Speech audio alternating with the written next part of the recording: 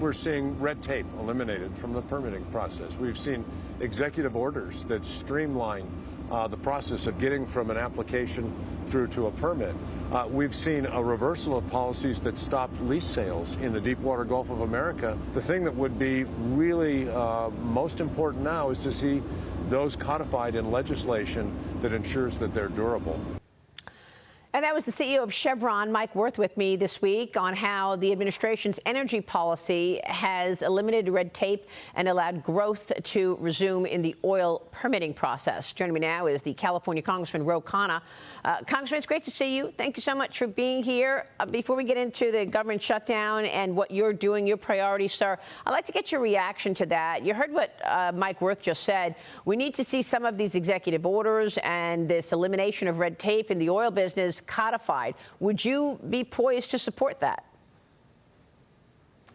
Well, good morning, Maria. First of all, just some facts. The Permian Basin in 2024 under Biden's last year had 6.3 million barrels per day. It was 7.5% growth. And the growth actually this year is lower than it was in 2024. And the reason it's lower is just that the price of oil is lower and there's less investment there. So President Biden actually had struck a balance between protecting the environment and had higher growth. And Wirth would confirm this. It's just data in 2024 than there is today.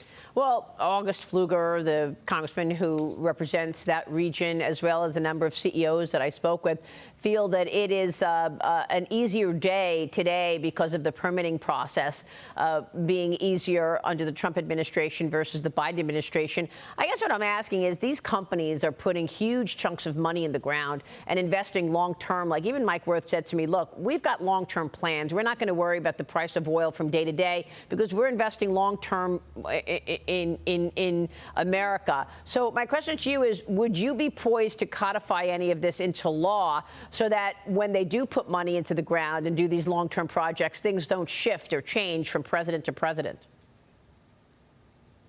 Well, Maria, frankly, their subjective feelings don't matter. What matters is the data. They were producing more barrels of oil in the Permian Basin in 2024 than 2025. I challenge any of the CEOs to come on your show and prove that the data is wrong. It's not. It's public fact. And I think what President Biden did in the last term is show that you can actually have protections for the environment, for methane leaks, some of them which they don't like, and have increased production. The real problem is people's utility bills, and they have skyrocketed under Donald Trump, and that's because he's cut solar, he's cut wind, and he hasn't had an all-of-the-above energy approach. Well, look, I understand that there's real disagreements on this subject, even within the parties. I mean, look what happened in the Democrat Party with Joe Manchin. He actually left because he felt that he wasn't being heard in terms of what he wanted to do with regard to permitting and oil in West Virginia, and natural gas in West Virginia. But, Congressman, let me get your take on the other issues of the day. Speaking about higher prices, you're worried about higher prices for health care. It is day 28 of the government shutdown. Vice President J.D. Vance headed to Capitol Hill today to meet with his former GOP Senate colleagues to increase the pressure on you and your colleagues, the Democrats, to make a deal and keep federal workers paid. How worried are you right now that this has really become a very risky bet? You've got several pilot unions and airline associations calling on Congress to pass the Clean CR. SNAP benefits are going to expire Saturday. We've got TSA agents and air traffic control calling in sick because they're working without a pay. Now we're worried about whether or not air travel is actually safe. You're absolutely right, and I'm very concerned. I was just speaking yesterday with the head of the Flight Attendants Union, Sarah Nelson. She was concerned about the issue of safety. But first, we've got to have Congress come in. I don't understand why we can't have the House of Representatives come in. I'm here in Washington, D.C., and vote to pay our troops, to pay our air traffic controllers, to pay the essential workers. So while Congress is negotiating, we can at least get our airports open and safe. And the reality is Mike Johnson could call us all back tomorrow. I'm ready today to vote for pay for essential federal workers and for our troops. And I don't think Congress should be getting paid while we don't resolve this. Well, that's exactly what the Republicans want as well, right? I mean, the Republicans tried to vote to get the military paid, and it was largely the Democrats who stopped that this week.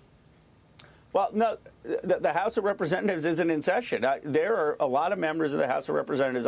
Speaker Johnson is a friend of mine. If he called Congress back in session and he said put up a clean bill to pay the troops and pay essential federal workers, you would get a lot of Democrats voting for it, and it would pass. The problem is that for the larger appropriations budget, we do not want to support that until we get some commitment that the health care tax credits will be extended, because otherwise in November, 22 million Americans will get a bill where their health care premiums are going to skyrocket. Marjorie Taylor Greene is warning about this. Well, the last time we spoke, you said that the amount of money that you would like to see allocated to illegal immigrants and their health care was minuscule. But we've spoken with many Republicans after that interview between the two of us, and they said that's not true, that a big chunk of this money that you're asking for is going to illegal immigrants. The president told me just recently, look, if we do that, it's going to hurt American citizens, and we're not going to do that. So what do you want to say to those people who feel that, look, you're pushing to keep government closed, you and your colleagues, because you want to give health care to illegal immigrants at the basically the impact is going to be felt on ordinary Americans?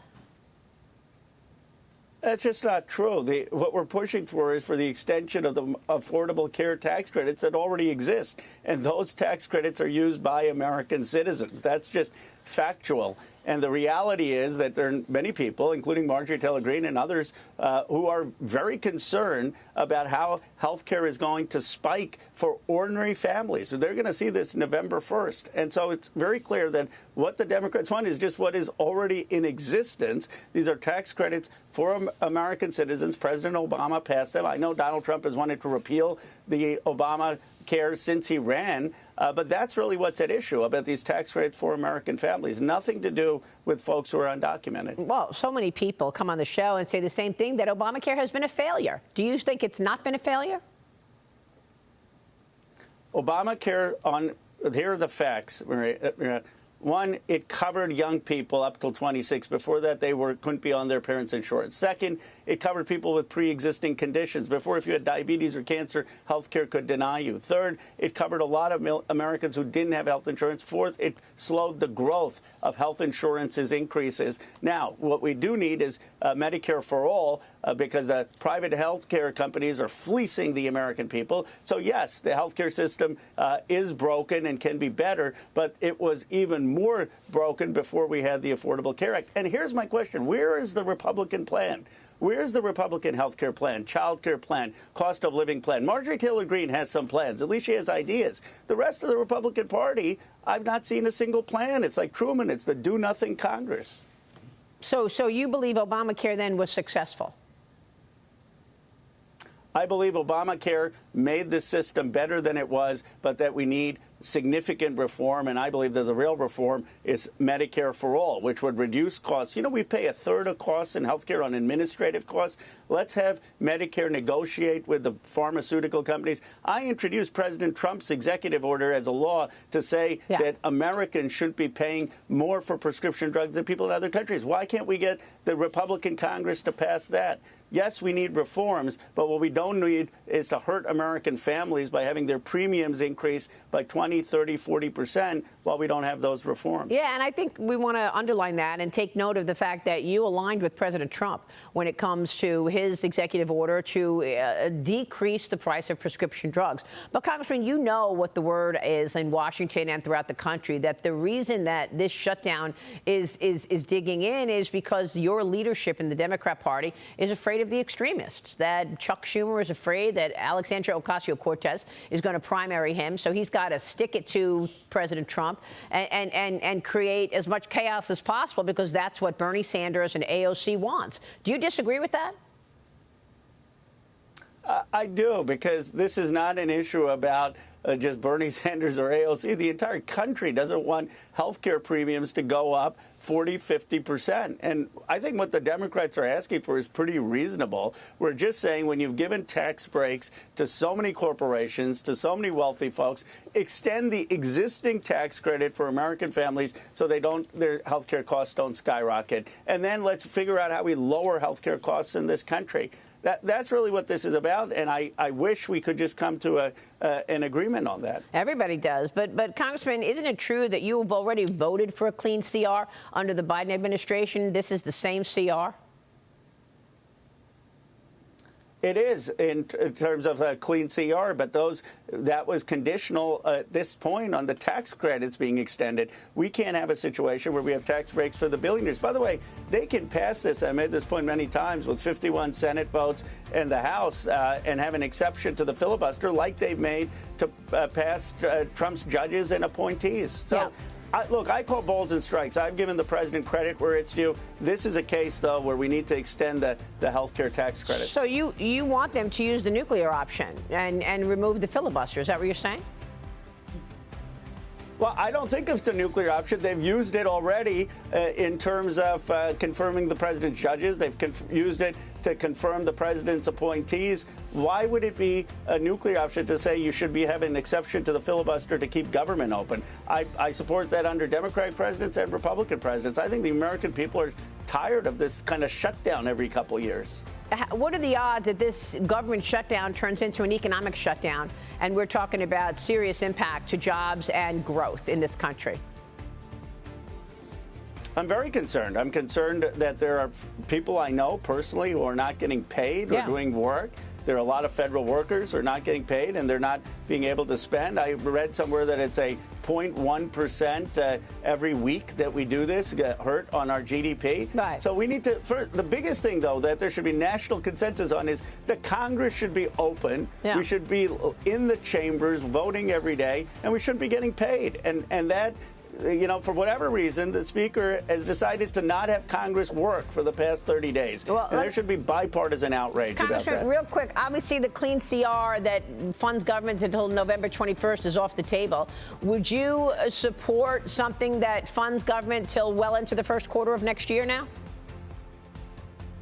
I would, as long as we had the Affordable Care Tax credits. But what I would support today is paying our troops, paying essential federal workers so that we don't hurt the economy, and having Congress back up and open. Congressman, it's great to see you this morning. Thanks very much. We'll be watching. Thank you. Khanna joining us. Thank you. We'll be right back.